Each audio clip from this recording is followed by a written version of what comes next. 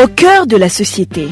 Au cœur de la société est une émission préparée en synergie par les radios Inzamba, Agateka Kawe, Radio RPA, Ijuya Wanyagihugu, ainsi que la radio-télévision Renaissance. Le gouvernement du Burundi a fixé à 280 francs le prix d'un kilogramme de feuilles de thé au cours de la campagne 2021-2022. Le prix du kilogramme était jusqu'ici à 250 francs. Dans le mini-magazine, au cœur de la société de ce 14 août 2021, nous recueillons les réactions des théiculteurs. Vous êtes avec Émile Nibasumba. Bienvenue. Améliorer la qualité d'usinage du thé pour avoir un bon prix au niveau mondial. Le thé, c'est l'une des cultures d'exportation qui rapporte des devises pour le Burundi. Dans la conférence de presse de ce vendredi, le ministre de l'Environnement, de l'Agriculture et de l'Élevage, Deogide Rurema, a dit que malgré que les prix sur le marché international ne se sont pas améliorés, le gouvernement décide de revoir à la hausse le prix d'un kilogramme de feuilles de thé. Le gouvernement du Burundi, au cours de cette campagne 2021-2022, vient de prendre la mesure d'augmenter le prix aux producteurs. Ainsi, le prix par kilo de feuilles vertes est passé de 250 à 280 francs, soit une augmentation de 30 francs par kilo.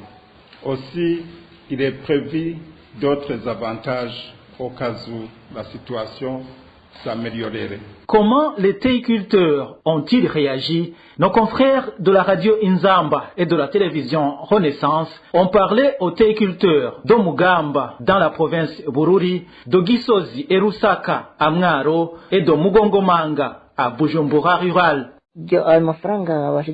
Par rapport à cette hausse des prix d'un kilogramme de feuilles vertes et de thé, nous sommes reconnaissants de ces efforts de l'État même si la somme n'est pas suffisante. C'est mieux que rien quand même. Nous espérons que l'État va continuer dans ce sens à soutenir les théiculteurs. Nous avons apprécié ce geste. Personne ne devrait être ingrat.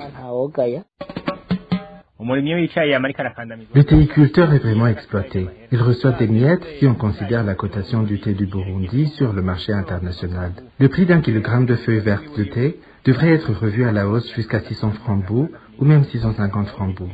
Ceux qui profitent de cette culture existent, mais pas un théiculteur lambda. C'est une simple distraction. Un théiculteur ne gagne rien. Si on considère ses efforts le jour de la cueillette des feuilles vertes, les habits qu'il porte le jour de la cueillette qui doivent être à usage unique et l'humidité qu'il doit affronter, le prix d'un kilogramme devrait être fixé à au moins 500 francs bout. Ces théiculteurs parlent également des défis rencontrés.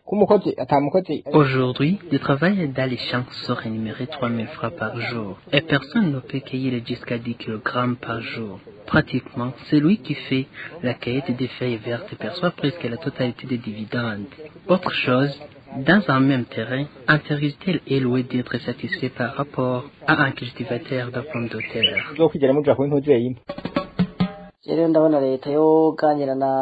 Le gouvernement devrait faire des échanges avec l'OTB pour améliorer le prix du thé, pour que les théiculteurs puissent aisément produire une grande et meilleure qualité. Les 30 francs bout ne signifient rien comparativement aux efforts des théiculteurs.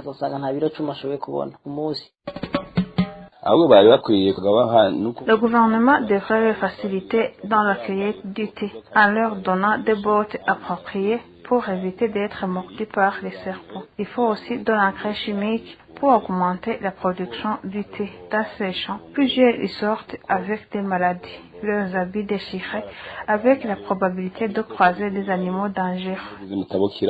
Sur le marché international de Mombasa, le thé burundais s'est vendu à 3,5 $ par kilogramme, c'est environ 7000 francs burundais. Or, un kilogramme de thé exporté est produit à partir de 5 kg de feuilles vertes qui rapportent aux théiculteurs 1400 francs burundais. Et voilà, c'est par ici que nous mettons un point final au mini-magazine au cœur de la société. Merci de nous avoir suivis. Vous étiez avec Émile Nibasumba. Au revoir. C'était l'émission Au cœur de la société.